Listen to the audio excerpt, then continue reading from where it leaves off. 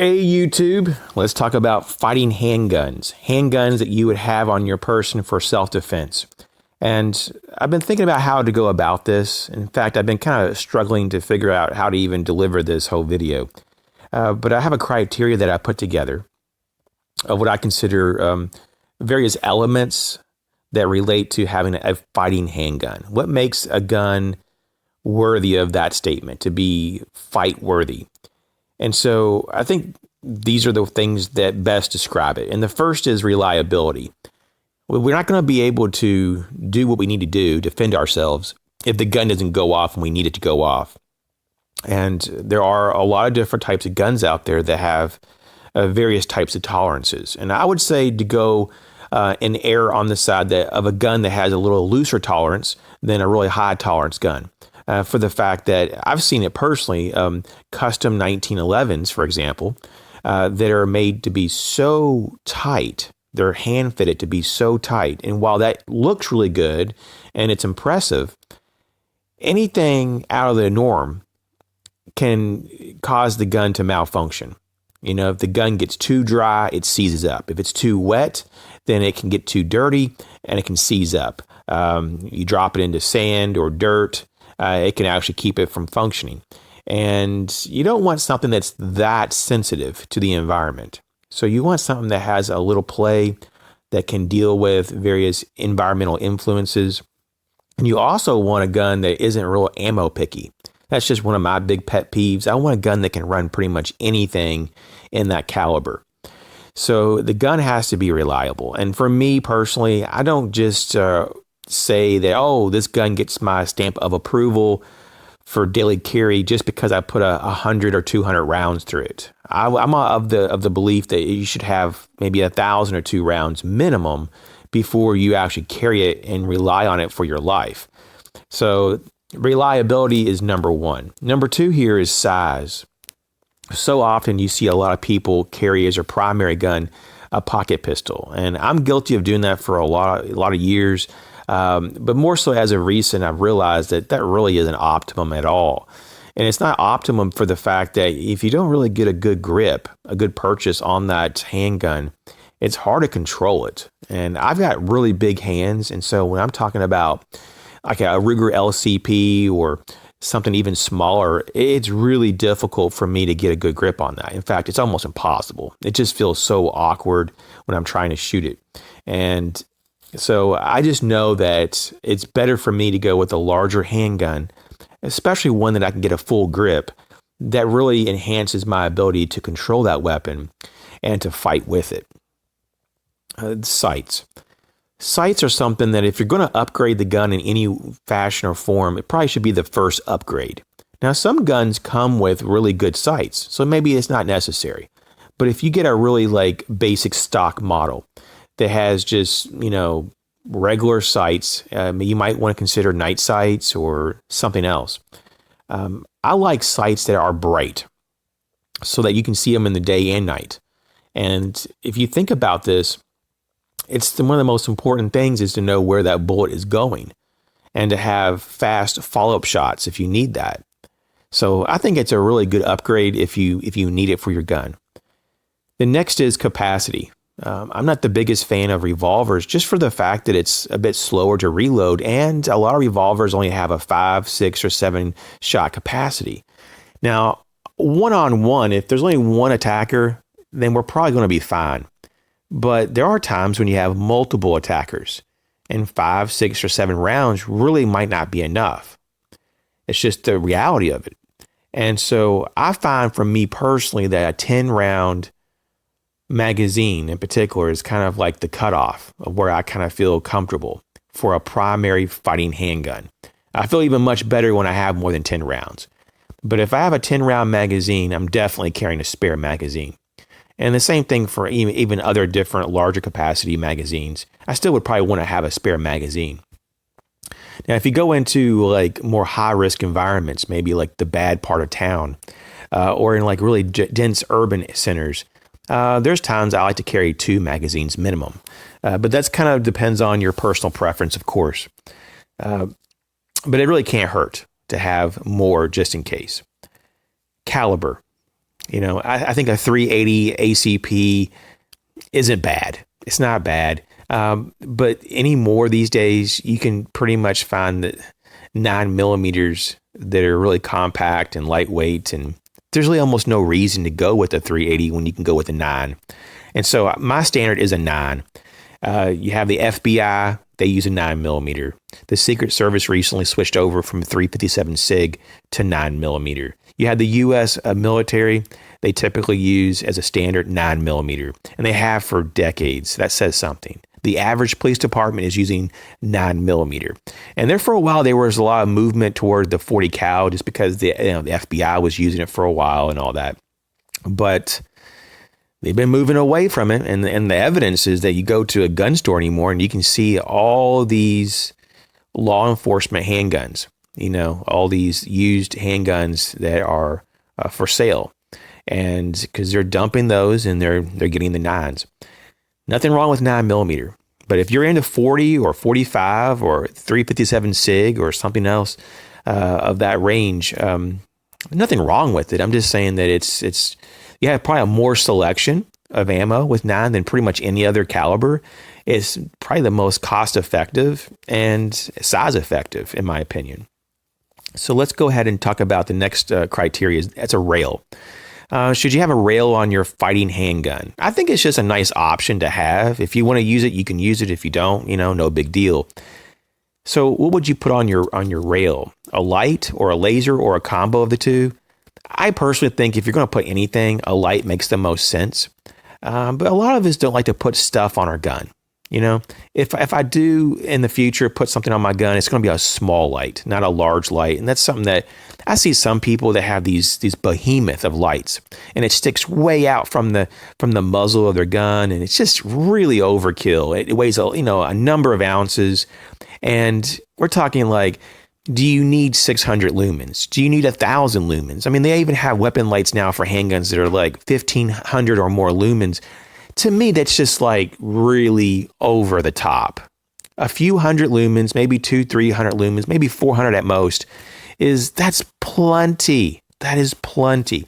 So go with something, small in form.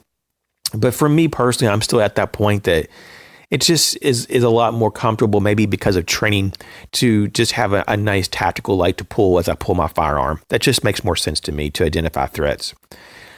The next criteria is the gun capable of being comfortable for daily carry. And I think really it's not so much the gun that's going to be comfortable. Is it your holster? Is it your belt? Is it your clothing? So, obviously it's easy to carry a very small gun because it's so easy to conceal that or just to carry it in general. But you go too large, you got a lot of bulk, and sometimes even a really good holster can't deal with the bulk. So I think there's a nice sweet spot. And for a lot of people, the fighting handgun is a compact size. Sometimes, depending on the model and the make, you might get away with a subcompact with an extended magazines for a full grip. But for a lot of people, the default is like a Glock 19 or a Glock 43X or a Glock 48, something like that. It just really is that sweet spot. It's not too big, but not too small, right? And the next criteria is weight. Weight. This is a big one right here, because there's a lot of people that stop carrying their firearm because it's just not comfortable in terms of weight. They feel the firearm on their person all through the day, and it's just a nuance that they can't get away from. And it just bugs them to the point that it's just like, I'm done carrying this. I have personally noticed that, this is the empty weight, with no ammunition in the gun, but about 1.5 pounds is kind of the cutoff for a lot of people. So between 1 pound and 1.5 pounds is a real safe zone for most people to carry. And so that's why I would recommend, the Glock 43X is a great example. You got a full grip, but it's very compact in other dimensions, especially like the slide. And it's really lightweight. It's a really, really good weight. So on the upper end, though, for some people, the Glock 19, but even that's not really the upper end. That's just the upper end of comfort. And then you have those who go into guns that are 2 pounds, 3 pounds. Some people can carry it no problem. especially if they don't mind having a really rigid belt. And in a lot of cases, they're doing outside the waistband carry, open carry even. So it kind of depends on how you carry and all that, but weight's a big deal. I know for me, a Glock 19 is kind of like the most that I can carry comfortably. I've tried for many years to carry the Glock 17, and it's doable, but it's just so bulky and oversized. It just really doesn't lend well. And so I've had to just move away from that and just stick with the 19 for myself personally. The next criteria is the gun easy to manipulate? This is a big thing. I mean, if you can't get to the controls of the gun, naturally, well, that's a problem. And some guns have the controls in different places than others. And so if you can't hit that magazine release, that slide release, if you can't get your finger into that trigger comfortably, if you can't rack the slide, intuitively, there's a problem. And you might want to look for something else.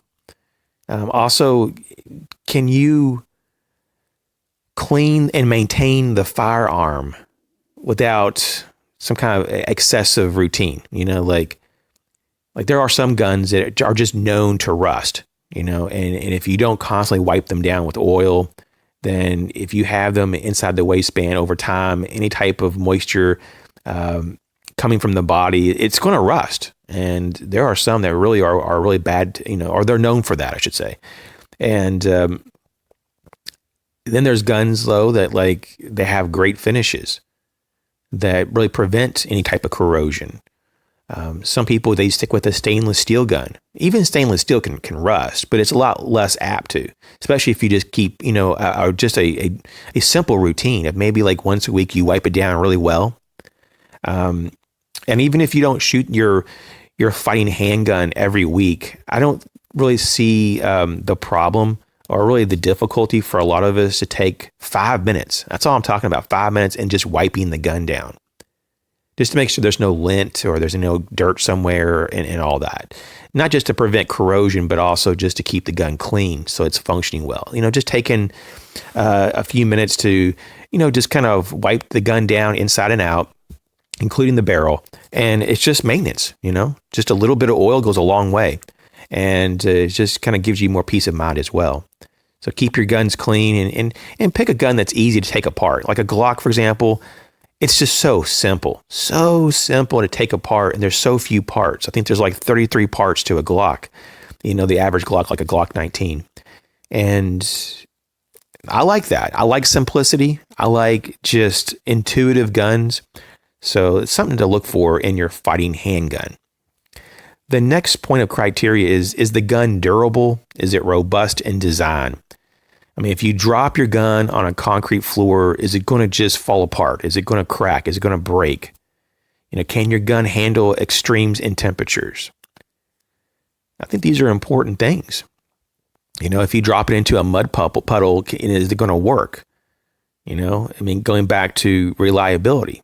This is part of it. How durable is the gun?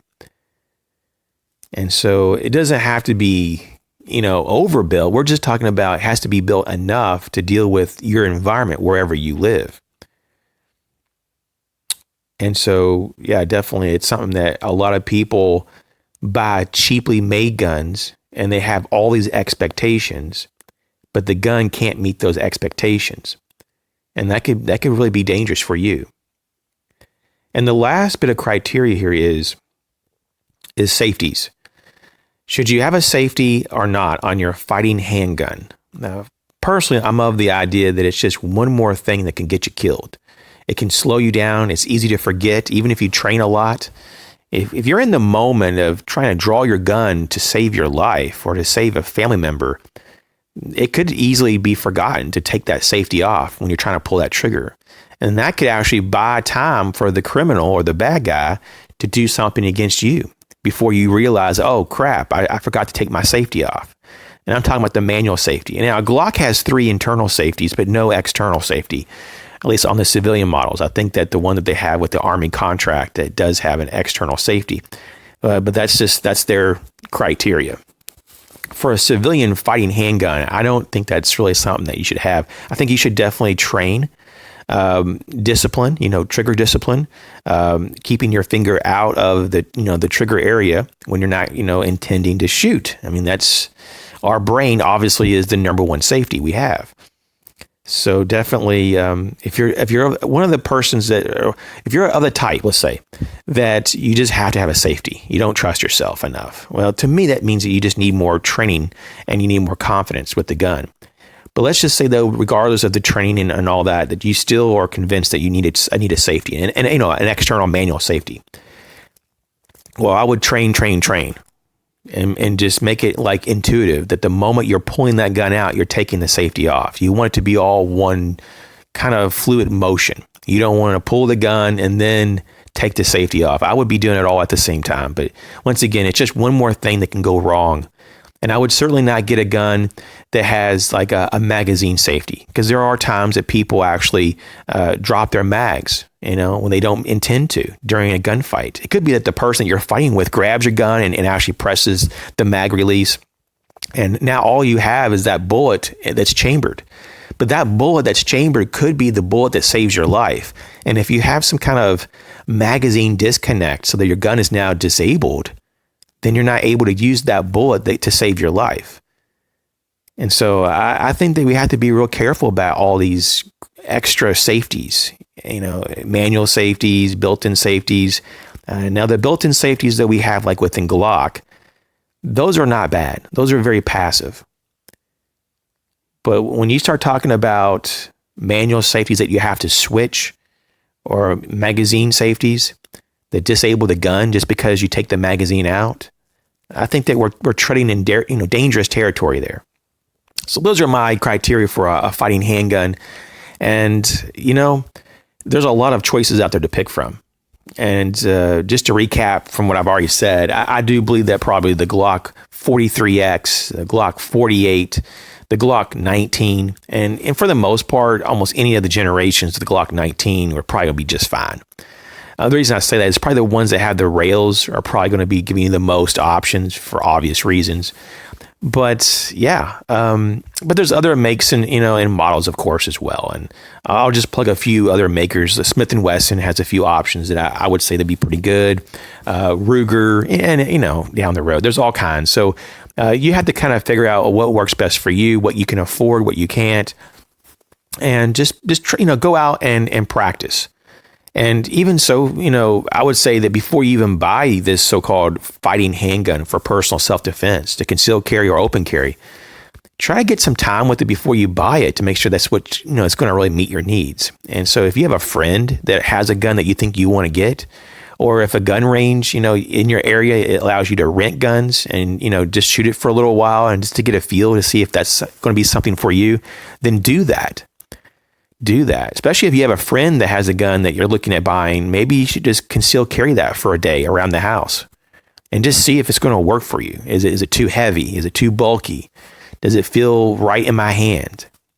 Can you shoot it okay? And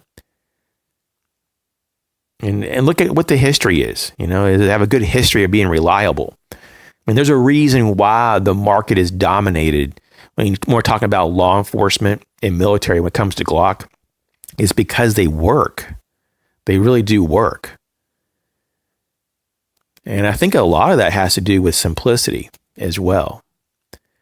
And so overall, I think it's important to look at the criteria for a fighting handgun and not just pick anything because, the gun looks cool, or, it's on sale. So you're just going to buy it and put it in your pocket or something. I think we have to be more picky about this. I think we need to have a criteria that's based on objectives.